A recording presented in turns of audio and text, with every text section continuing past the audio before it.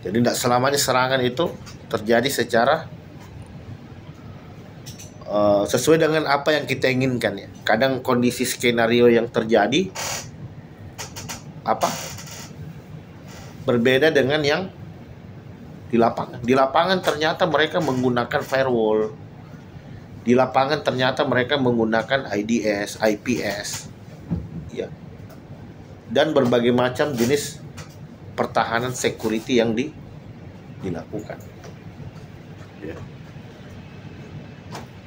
Dan tentu saja proses scanning, proses untuk melakukan information gathering, ini sudah tidak bisa dilakukan lagi dengan cara yang standar. Kenapa? Karena udah ada security-nya. Kalau yang kemarin kita lakukan yaitu dengan asumsi bahwa target tidak menerapkan security sama sekali, atau sistem jalan dengan kondisi yang standar, tidak terkonfigurasi. Ya, dari sisi security-nya tidak dicuning. Ya. Nah, tentu ketika target sudah menerapkan suatu sistem untuk mendeteksi adanya serangan, ini selanjutnya akan lebih challenge. Kenapa? Karena attacker harus melakukan bypass dulu terhadap firewall-nya. Dia harus bisa keluar dulu dari deteksi perangkat-perangkat semacam firewall, IDS, dan lain sebagainya.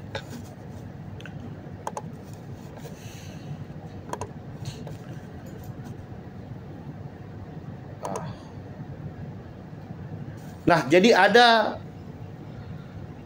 yang kita kenal dengan istilah IDS dan IPS. Jadi kalau IDS itu artinya Intrusion Detection System, dan IPS itu Intrusion Prevention System.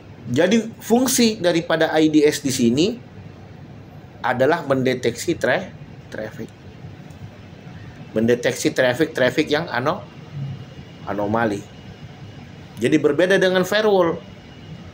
Firewall itu bertugas untuk membolehkan atau tidak membolehkan traffic masuk dalam jaringan. Oh, mohon maaf, kamu nggak boleh. Kamu masuk dalam IP blacklist misalnya. Tapi IDS itu beda. IDS itu biasa terjadi setelah firewall. Jadi setelah perangkat firewall membolehkan traffic itu masuk, tapi kan kita nggak tahu nih. Ya, jadi firewall kan hanya sebatas membolehkan, tapi kita nggak tahu paketnya ini masuk memang paket yang legitimate atau tidak legitimate. Bisa jadi itu paket yang sudah di crafting misalkan, sudah dimodifikasi. Nah, disinilah peran daripada IDS untuk mengetahui hal tadi. Nah, jadi mudahnya kalau IDS itu kita biasa menggunakan apa? Snort ya. Kalau yang open source itu kita bisa pakai Snort.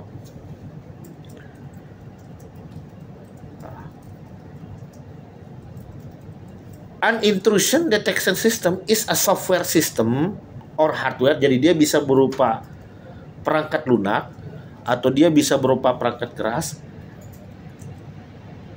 that inspect all inbound and outbound network traffic for suspicious pattern.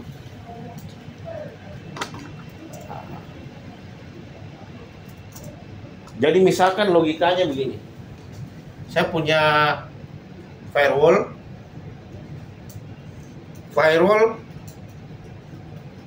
memiliki traffic yang source-nya itu dari 1024 sama 20/24. Udahnya gini. Kalau ini saya drop, kalau yang ini saya accept. Kalau ini saya drop, ini saya accept. Ini saya bolehkan masuk ke dalam network. Tapi mohon maaf, baru range IP-nya saja yang saya setujui. Pokoknya semua IP yang bersumber dari sini oke, boleh masuk. Tapi dia akan melalui proses screening lagi di mana? Di IDS. Jadi IDS ini dia lebih advance. IDS lebih advance. Kenapa? Karena dia inspect sampai ke dalam isi paket.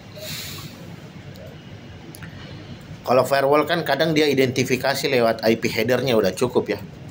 IP header kan udah ketahuan, oh ini source-nya terpercaya, ini tidak terpercaya. Tapi kalau IDS dia bisa melihat sampai ke dalam isi paket ini memang layak masuk atau tidak. Caranya gimana? Caranya yaitu dengan melakukan perbandingan signature. Jadi kalau kita belajar security itu perangkat-perangkat firewall, perangkat-perangkat antivirus, IDS. Mau tidak mau kita harus selalu up to date. Signature-nya harus selalu diperbarui. Seiring berkembangannya pola traffic serangan, maka rule yang ada di sistem juga harus selalu kita perbarui.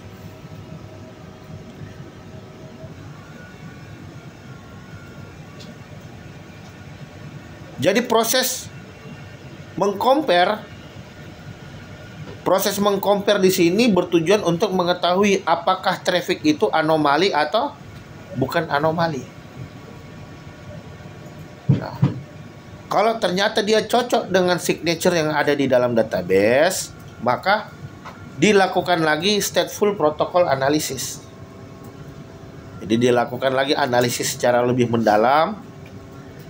Dan ketika cocok lagi dengan yang di signature, maka dia selanjutnya akan di drop.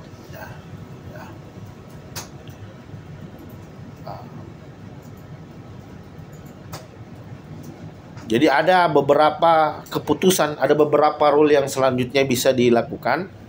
Pertama, paket itu dibolehkan tapi dengan catatan di log, artinya ditandain. Atau paket itu langsung di drop, kemudian mengirimkan alert kepada pihak end engineer ya, bahwa ada aktivitas yang anomali dengan signature paket yang seperti ini misalkan. Jadi kalau IDS dia hanya sampai sebatas alert ya. Dia hanya sebatas alert. Tapi kalau IPS dia bisa melakukan prevention secara adaptif. Tapi untuk membangun IPS tentu dia harus berangkat dari IDS dulu. Ketika kita role-nya udah banyak, kita bisa bikin yang IPS. Jadi preventionnya berdasarkan role yang telah kita definisikan.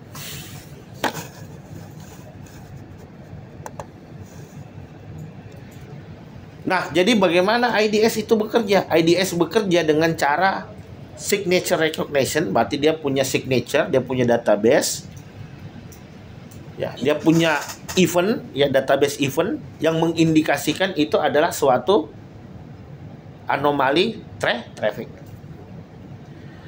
Kemudian dia bisa juga berdasarkan anomali detection. Jadi kalau anomali berarti bicara pattern ya, pola.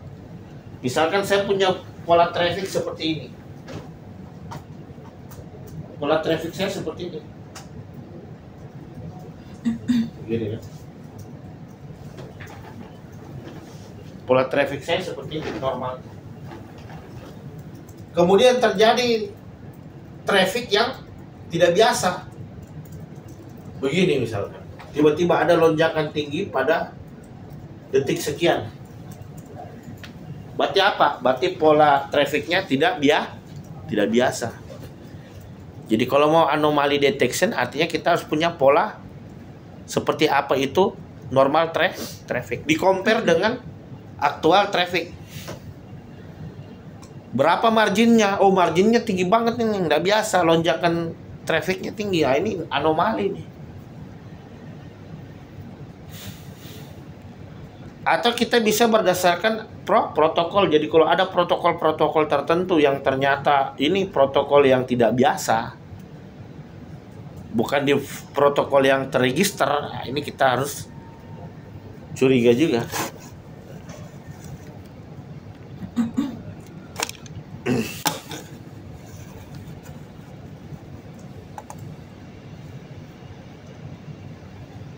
Jadi IDS itu ada dua, ada network based intrusion detection system dan ada yang host based. Ya, ada yang Jadi bedanya di mana? Bedanya kalau network ya dia fokus untuk mendeteksi anomali yang ada pada suatu network.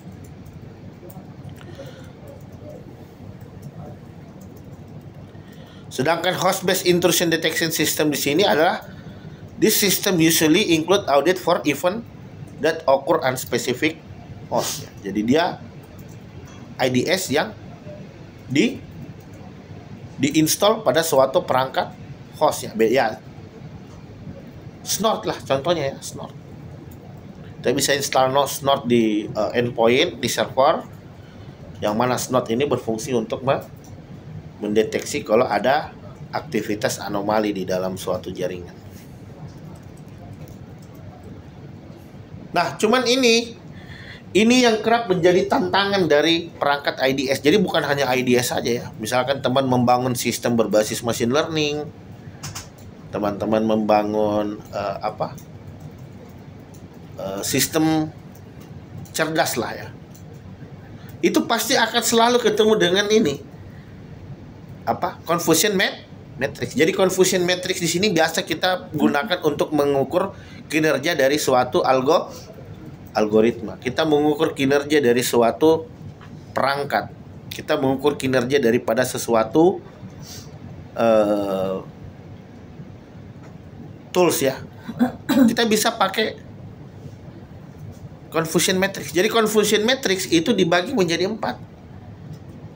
True positive, false positif, true negatif, dan false negatif. Jadi ada 4 kuadran. Jadi ada 4 kuadran dia. Jadi mudahnya begini, kalau yang naik ke atas itu saya sebut dia positif, yang ke bawah negatif, yang di sini true, yang di sini false.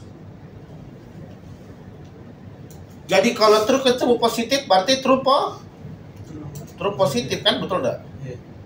Ntar saya jelasin seperti apa ilustrasinya. True ketemu positif, true positif. False ketemu positif berarti false positif.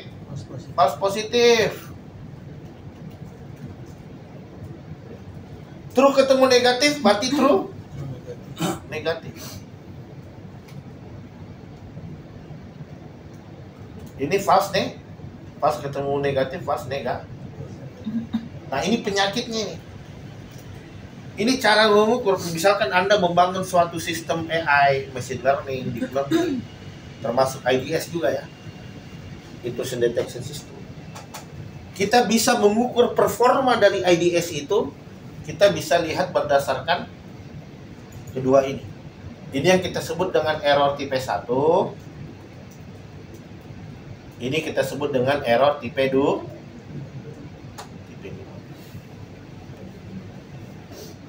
Jadi kalau saya katakan true atau false, ini anggaplah true, ini serangan. Ini serangan. Kalau false bukan serangan. Kalau positif berarti sistem berhasil mengklasifikasi dengan benar. Kalau negatif berarti tidak diklasifikasi dengan serangan. Nah sekarang pertanyaannya begini. Kalau true positif berarti apa? Ini serangan dan sistem mengklasifikasi bahwa itu adalah positif serangan. Berarti benar ya. Berarti bekerja itu barang. Ini serangan, sistem anggap itu serangan ya. Berarti benar, sesuai. Cocok berarti rule-nya, betul tak? Nah, tapi kalau false positif artinya apa? Bukan serangan, tapi dianggap sistem sebagai serangan. Berarti ini ada masalah di sini ya. Normal traffic kok dianggap sebagai serangan ya. Berarti apa? Berarti overpower ya, overkill ya. Kelebihan rule-nya dia ya. Tapi saya lebih khawatir yang error tipe 2. Error tipe 2 itu barang serangan, sama sistem dianggap bukan serangan. Berarti apa? Database-nya kurang. Dan tidak pernah diupdate lagi, ke knowledge-nya terbatas. Kalau false negatif berarti apa? Bukan serangan dan sistem menganggap itu bukan serangan. Berarti oke, sesuai. Nah, jadi kita mengukur kinerja daripada suatu algoritma berdasarkan error tipe 1 dan error tipe 2.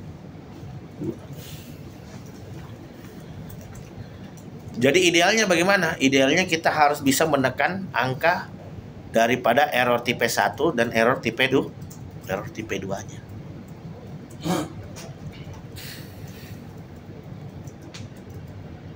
Error tipe 1 apa? Berarti ada miskonfigurasi di dalam yang seharusnya bukan serangan tapi dianggap sebagai serangan, betul enggak? Kalau ini masih oke, mungkin user yang lagi sedang bertransaksi tiba-tiba langsung di drop. Mungkin dia langsung kena kick dari sistem atau gimana. Itu masih bisa ditangani segera. Ya, yang susah ini true negatif ini. Ini yang masalah ini. Istilahnya dia udah ada di depan mata nih serangan tapi sistem kita bengong. Betul tidak? Kalau false positif mungkin orang jadi terganggu karena mungkin loh kok aktivitasnya tiba-tiba putus ya, ada apa aja. Kok saya tiba-tiba di drop dari koneksi.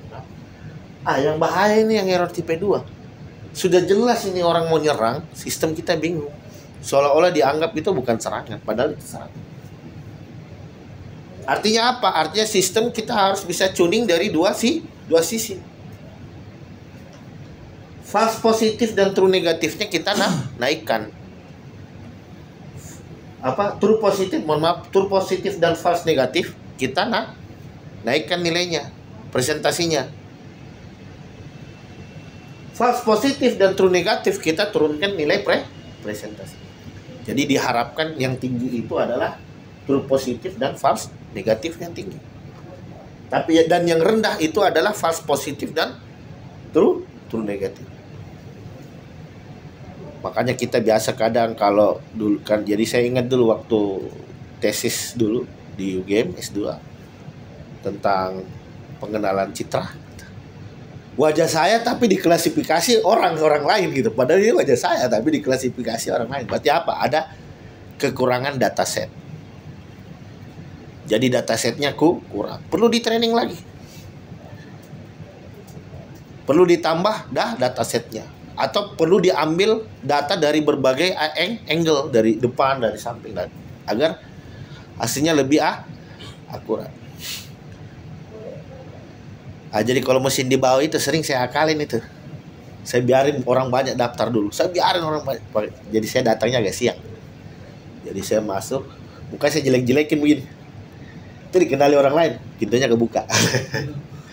Berarti apa? Masih ada false, masih ada true negatifnya, masih ada.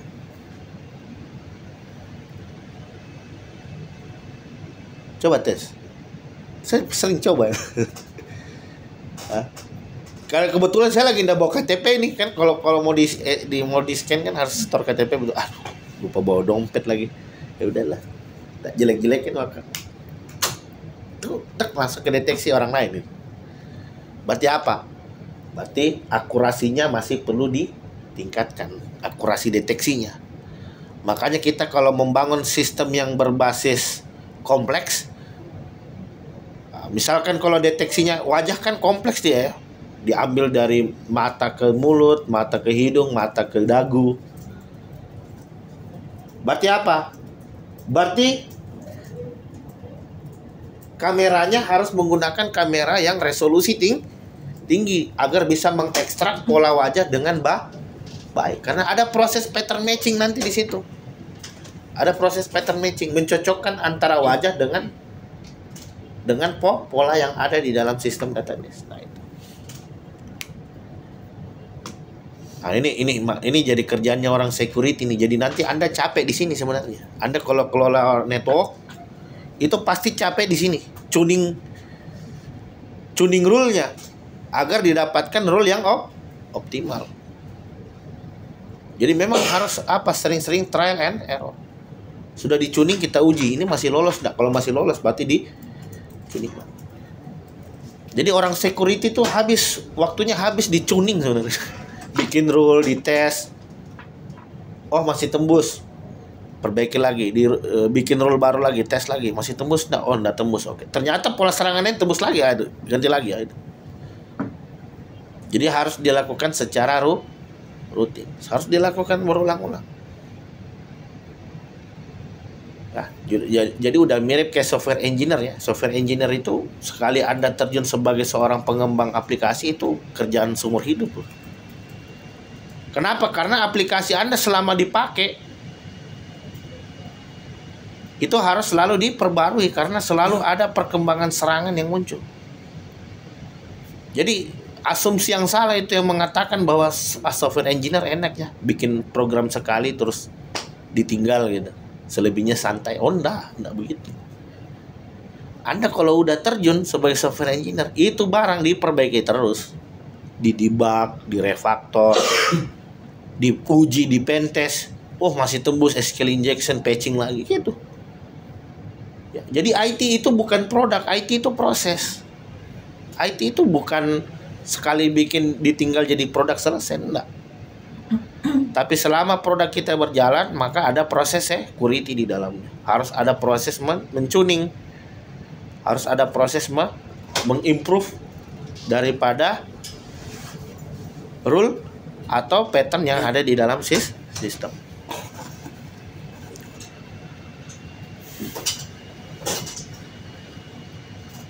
Firewall. Jadi kalau firewall ini prevent unauthorized access to or from a private network. Ini biasa menjadi gateway juga ya. Jadi gateway itu berfungsi sebagai firewall yang menentukan apakah suatu traffic itu boleh masuk ke dalam jaringan internal atau tidak boleh. Dan kita harus tuning firewall ini dari dua arah. Nah, ini sering terjadi. Firewall itu hanya di-tuning untuk jaringan dari luar ke dalam. Ya. Padahal kita tidak tahu aktor bisa jadi ada di dalam. Jadi firewall itu harus bisa adil. Seberapa ketat Anda implementasi security di luar, seperti itu juga yang harus Anda terapkan di dalam. Ya. Jadi kita ada istilah apa? Zero trust architecture. Tidak boleh percaya, don't trust and always verify. Jangan percaya dan selalu lakukan verifikasi. Untuk memastikan bahwa sebuah traffic ini memang traffic yang dibolehkan. Malah ada yang saking parnonya itu semuanya dibikin blacklist semua ya. Itu zero trust itu dibikin blacklist semua, terus dibuka akses satu persatu. Jadi sebelumnya defaultnya whitelist, kalau zero trust defaultnya itu blacklist. Capek, tapi tapi betul-betul aman. Cuman zero trust arsitektur ini agak susah kalau kita terapkan ke layanan yang diakses secara publik. Jadi kalau di internal, kalau yang di luar kita whitelist, kalau yang di dalam kita blacklist semua. Defaultnya block, yang boleh akses yang dibolehkan. Berarti apa? Berarti kita betul-betul verifikasi yang menggunakan resource di dalam jaringan ini memang user-user yang terregister. Nah, jadi arsitektur firewall itu macam-macam.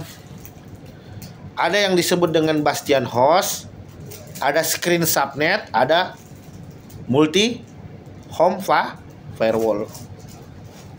Jadi kalau yang screen subnet ini biasa kita sebut sebagai DMZ ya, demilitarized zone. Ya, mungkin teman-teman sering dengar ya, DMZ gitu. Area DMZ, area bebas gencatan senjata itu. Jadi ketika ada traffic masuk, dia akan diarahkan ke DMZ. Tidak boleh masuk ke internal jaringan, tidak boleh. Semua traffic yang bersumber dari internet atau intranet tidak ada yang boleh masuk ke dalam jaringan. Semuanya akan diarahkan ke DMZ terlebih dahulu. Jadi DMZ ini isinya apa? DMZ ini isinya layanan-layanan yang diakses secara publik. Nah, ini sering terjadi, layanan yang diakses secara publik itu gabung sama jaringan intranet. Jadi jaringan internal. Ketika ada layanan publik yang terkompromis, maka bisa dipastikan hacker bisa masuk ke dalam jaringan internal, bisa masuk juga dia ke dalam. Kenapa? Karena dicampur. Ya. Tapi kalau kita ingin ada akses juga dari DMZ ke intranet internal, maka kita bisa pakai multi home atau double screening. Jadi ada dua proses screening. Pada saat ada akses dari internet ke layanan publik, berarti kan ke DMZ, di screening dulu. Terus kalau ada akses lagi mau menuju ke internal jaringan, di screening lagi, ada proses screening lagi di situ. Jadi proses screening terjadi dua kali. Ketika dia menuju ke DMZ sama ketika dia menuju ke jaringan internal. Jadi kita betul-betul memastikan bahwa akses itu betul-betul dikonfigurasi dengan baik. Ini tipe firewall. Jadi firewall ini banyak tipenya. Ada network firewall, ada host based firewall, ada application firewall ya, atau WAF ya, web application firewall. Ini biasa untuk di layer 7. Proxy firewall, VPN, virtual private network firewall. Ya. Jadi kita bisa menyesuaikan. Kita bisa menyesuaikan agar perangkat-perangkat firewall ini kita konfigurasi sesuai dengan kondisi sistem. Kita lihat, oh ini yang host firewall, ini yang network firewall. Berarti saya penempatan harus di sini.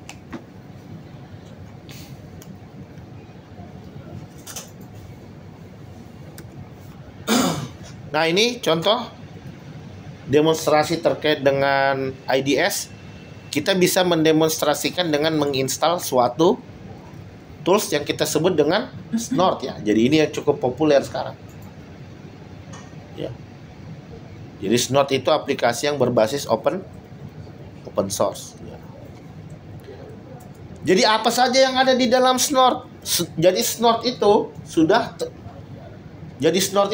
terinclude di dalamnya ada apa? TCP, ada TCP dump-nya, ada paket logger-nya, dan ada network intrusion-nya. Jadi dia ada rule-nya ya.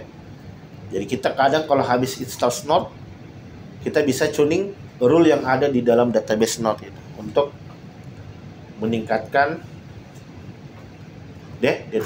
pola deteksinya. Nah, ini Snort rule. Jadi kalau kita coba mentuning rule-nya, nanti isinya adalah seperti ini. Ada rule-nya, terus ada protokol yang dibolehkan, ya. Kemudian ada IP address-nya, ya. Kemudian diikuti dengan rule, dan ada hash dan alert message-nya. Jadi ini seperti format yang ada di dalam Snort ya. Ketika kita ingin bikin rule yang baru, kita bisa mengacu pada pattern yang ada.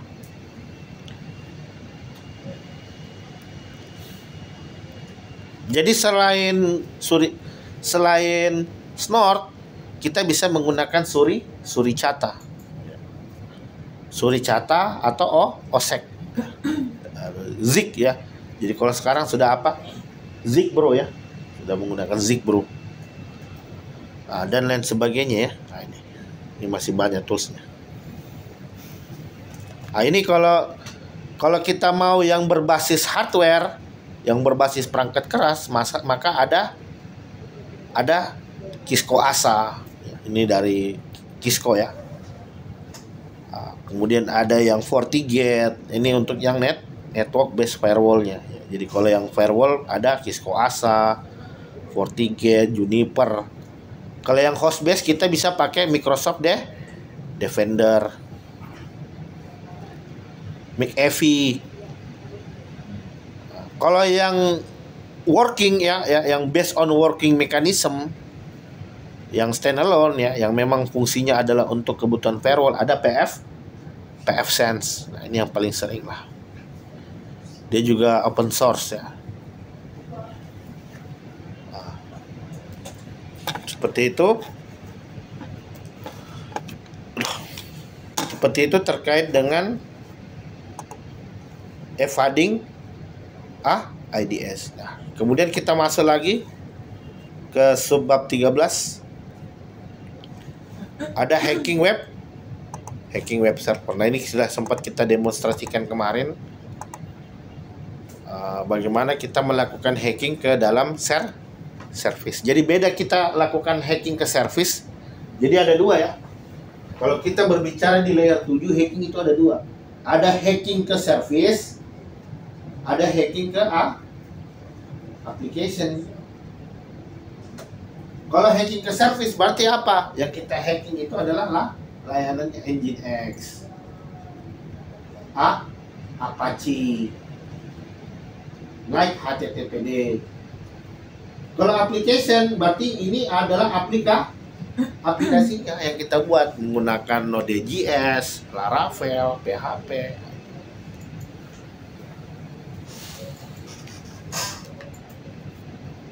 Nah, jadi pengalaman saya kalau pentest itu sering menemui dua. Kalau bukan aplikasinya yang tidak secure, servisnya yang tidak secure. Macam-macam.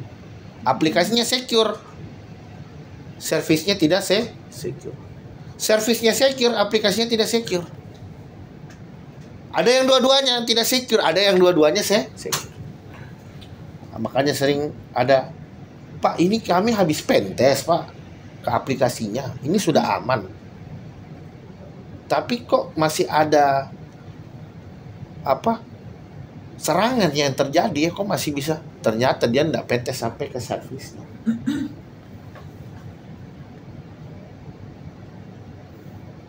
Jadi pentest ke lapisan ke layer 7 itu satu paket ini barang, dan bisa dipisahkan. Mau kita pentest bagaimanapun aplikasi, kalau bukan masalahnya di sini, betul tidak? Begitupun sebaliknya. Cuman service ini nggak bisa service ini pilihannya cuma dua. Kalau bukan kita update, kita nggak bisa tuning ini terlalu jauh. Karena service ini punya vendor yang kita kembangin internal itu aplikasi. Kita nggak bisa terlalu jauh mengintervensi service. Jadi kalau saya ganti aja, cari yang memang sudah populer lah, sudah teruji, udah banyak review dari klien, banyak.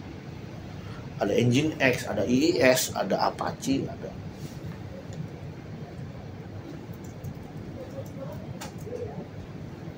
Contohnya kemarin ya, di pertemuan awal, masih ingat pertemuan 1. Celahnya di VSFTPD service. Kalau service biasa apa? Kalau service biasa kita mengacu pada CVE. Ada common vulnerability exposure-nya kemarin, cek seberapa besar skornya. Skornya bisa jadi low, medium, high, atau critical. Beda kalau application. Kalau application itu mengacu pada CVE.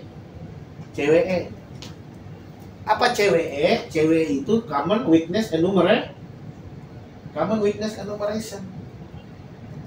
Apa saja yang ada di CVE? Ada XSS, ada SQL injection, ada cross-site scripting, cross-site request forgery. Nah, ini CVE masuk ke sini. Jadi kalau CVE itu melekat pada service.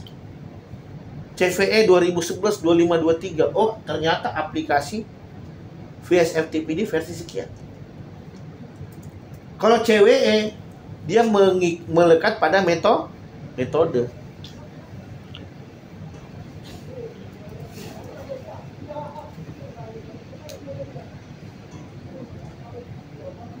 Jadi seperti yang saya ceritakan di awal. Ini udah di pentest, pas dapat yang ketiga, ternyata kebetulan servisnya belum di pentest, dapat celah dari sana. Jadi tidak bisa. Nggak bisa dipisahkan ini barangnya ini dua. Anda kalau pentest aplikasi harus pentest service. Pak, ini aman, Pak. Aplikasi kita aman, tapi kok sering down ya? Ada apa ya? Ini kan udah di pentest, ternyata servisnya bisa denial of service, bisa di DDoS. Kalau DDoS itu kan nyerang aplikasi, nyerang service dia. DDoS-nya kayak Nginx, slow loris yang pakai slow loris. HTTP post attack, post get attack. Itu kan bisa dipakai semua itu.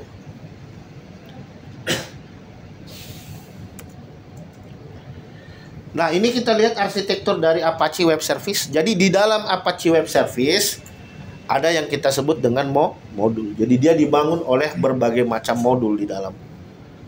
Ada mode SSL, mode authentication, mode rewrite, dan mode proxy. Jadi sebenarnya yang terjadi ketika kita ngirim request ke dalam web server, maka request itu diproses oleh modul-modul yang ada di dalam HTTP server. Baru diteruskan ke application server. Nah, baru selanjutnya di return. Di return berupa suatu response. Response ini selanjutnya diteruskan kepada klien. Nah, itu yang terjadi. Jadi tidak sederhana yang terjadi. Kita bicara web service itu cara kerjanya request response. Tapi kita harus tahu apa yang ada di balik black box. Jadi yang ada di black box itu adalah apa? Modul-modul yang ada di dalam Apache Web Service. Nah, ini bisa kita tuning semua, mode security-nya, mode SSL. Jadi kalau tuning ke service itu biasa bermain di modul yang ada di dalam web service. Nah, ini kerentanan yang kerap terdapat pada suatu web service, khususnya Apache. Apache itu kalau ternyata kebetulan dapat Apache yang memiliki kerentanan, kita bisa serang dengan HTTP response splitting. Jadi requestnya kita pecah menjadi beberapa. Kita split dia. Kita split HTTP-nya, requestnya, yang mana beberapa paket ini berisi suatu pilot di dalamnya. Jadi dia target tidak akan curiga dia. Kemudian, nah ini yang sering terjadi.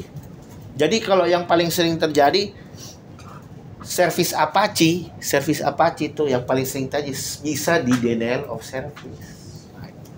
Itu paling umum itu. Paling umum web service itu pasti ada yang bisa di denial, ada yang. Makanya cari yang stabilnya. Kalau kita pakai Apache yang lama itu udah bisa di denial of service dengan mudah. Gunakan yang terbaru dan stabil. Insecure default configuration, improper authorization, DNS rebinding, dan berbagai macam vulnerability yang terdapat pada suatu Apache.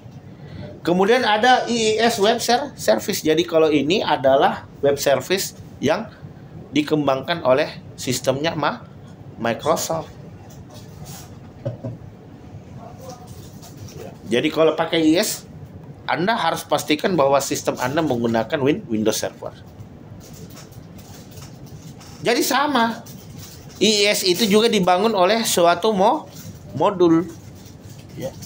Jadi request yang masuk akan diteruskan ke modul yang kita sebut dengan working process. Di working process itu nanti akan dicocokkan dengan modul-modul yang ada di dalam sistem IIS. Ini kerentanan yang umumnya terdapat pada IIS tidak jauh berbeda dengan Apache. Pasti apa? Pasti ada kemungkinan bisa di denial of service, bisa di brute force attack. Ada miskonfigurasi, ada kemungkinan bisa di attack dengan XSS. Kemudian ini yang terakhir ada Nginx. Nginx is high performance scalable web server reverse proxy load balancer that operate on a master worker architecture. Jadi ini juga salah satu web server yang cukup populer. Ya. Jadi selain dia digunakan sebagai web server, dia bisa difungsikan juga sebagai proxy ya. baik itu forward proxy ataupun reverse proxy, ataupun dikonfigurasi sebagai load balancer. Dia juga dibangun oleh modul. Ya, ada modul memory cache, ada modul cache manager, ya, macam-macam. Nginx vulnerability umumnya apa saja vulnerability yang terdapat pada web service Nginx, dia bisa diserang dengan null pointer. Dia bisa ada kemungkinan bisa diserang dengan RF ya, set request for forgery. SQL injection, unauthenticated private access key. Ini metode-metode semua ini.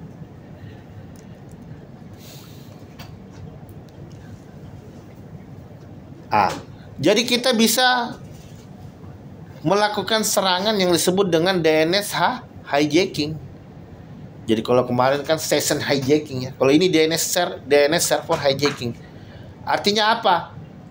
Kita nyerang ke DNS server dari target. Kita kompromis dia, kita racunin dengan DNS palsu. Sehingga ketika user ngakses ke DNS server, maka yang terjadi dia apa? Dia dapat lagunya Ayu Ting Ting, alamat palsu. Alamat palsu dari siapa? Dari hacker yang sudah ngeracunin si DNS servernya. Udah di poisoning dia, udah diinjek. Jadi yang seharusnya dia ke legitimate site, ya, ke site yang memang original, maka yang terjadi dia ngunjungin fake site. Jadi mudahnya kalau mau ngarahin orang ke halaman phishing, racunin DNS-nya, udah. Gak usah repot-repot kirim link dia, gak usah capek-capek kirim link. Kalau kirim link kan kita untung-untungan.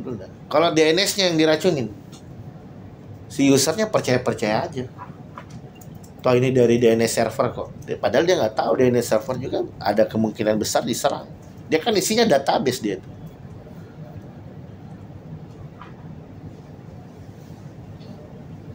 Jadi alamat domain tertentu dipalsukan dengan alamat IP yang ternyata sudah disiapkan oleh attacker.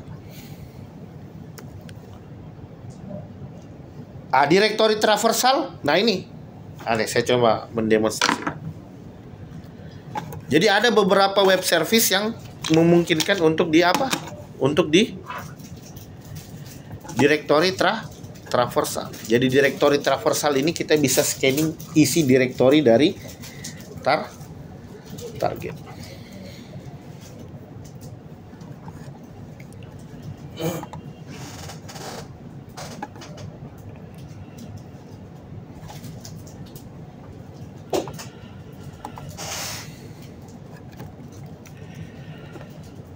Saya buka firmware. Kalau di dalam ethical hacking ada apa? Directory traversal atau directory scanning. Kita bisa melihat susunan directory dari target. Kenapa bisa? Karena kebetulan target bisa ada vulnerability yang membolehkan attacker untuk melihat susunan directory dari suatu website. Itu kerentanan dari servisnya. Makanya kadang kalau kita install service Nginx, dites pakai dirbuster. Bisa pakai dirb atau dirbuster. Lakukan directory scanning. Jangan-jangan bisa itu barang. Nah itu.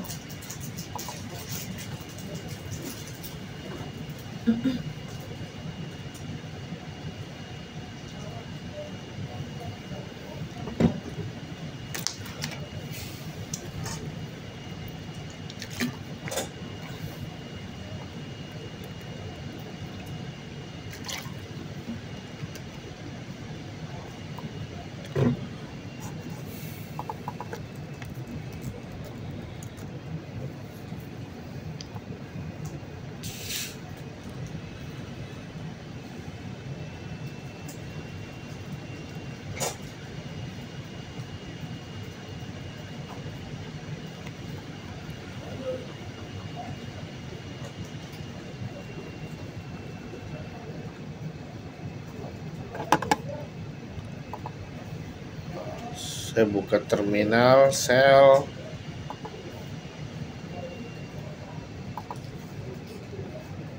Saya coba ping dulu ke target.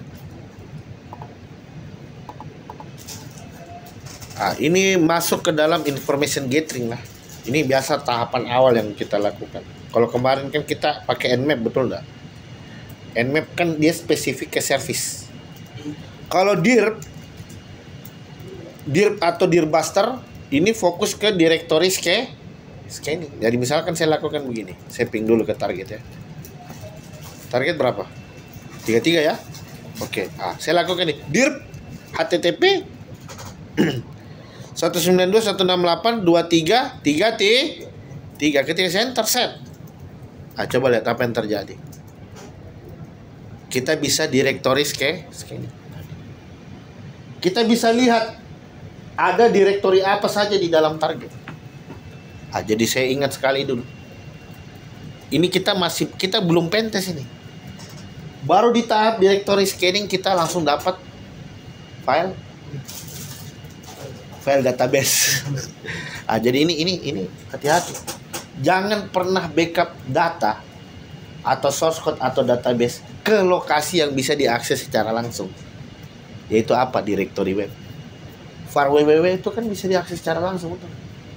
Jadi kita backupnya kemana? Ke directory root. Directory root kan nggak ada direct ke situ kan?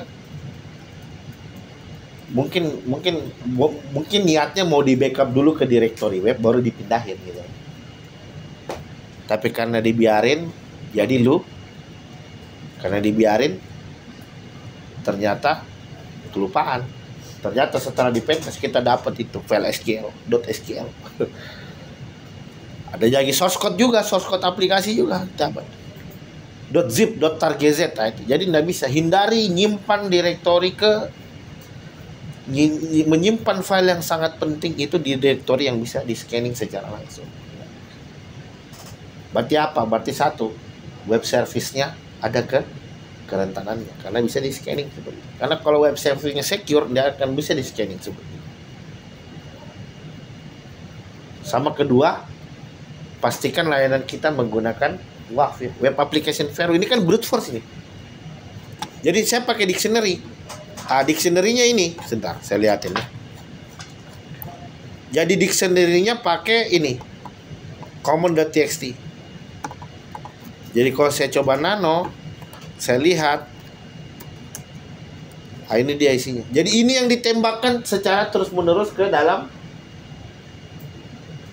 target. Kalau Laravel itu kan ada .inf-nya ya. .inf-nya, terus kemudian ada itu kan file sensitif itu. Kalau kita scanning ternyata kebetulan ada di dalam database, keluar dia. Sekarang perhatikan di sini. Nah ini. Coba lihat. Ini kan hasil scanning. Saya bisa tahu kalau di situ ada directory DAV.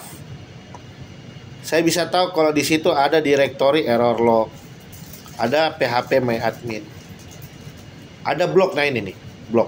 Ini kan tidak ada ini. Coba kita lihat ya. Apa? 192.168.23.3 ya.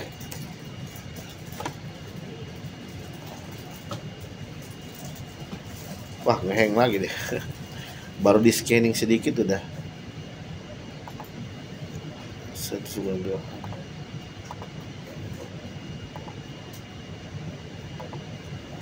Saya buka dari sini. Jadi kita bisa tahu kalau di dalam target ternyata ada directory tersembunyi. Jadi si hacker jadi tahu. Oh, susunan direktorinya seperti ini ya. Itu.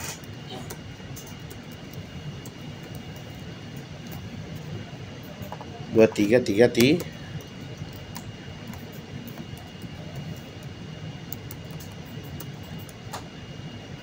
Oh, hang. Unable to access. Wah iya, pantas kehabisan resource dia. Padahal RAM-nya udah tinggi saya kasih. Soalnya apa? Ada vulnerability-nya ya. Itu yang susah sebenarnya, ada vulnerability-nya. Jadi mau dikasih alokasi resource yang tinggi sekalipun tetap tetap bisa di ini ya, bisa dibikin error ya.